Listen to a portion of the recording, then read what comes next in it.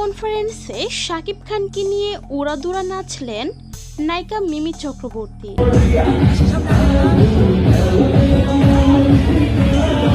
সম্প্রতি এমনই ভিডিও প্রকাশিত হয়েছে সামাজিক যোগাযোগ মাধ্যমে, যেখানে দেখা যায় প্রেস কনফারেন্সের পর শাকিব খানের সাথে দাঁড়িয়ে উড়াধুরা গানে নাচতে দেখা যায় মিমি চক্রবর্তী ও শাকিব খানকে। সত্যি বলতে মিমি চক্রবর্তীকে শাকিব খানের সাথে দেখে এক কথায় অসাধারণ লাগছে।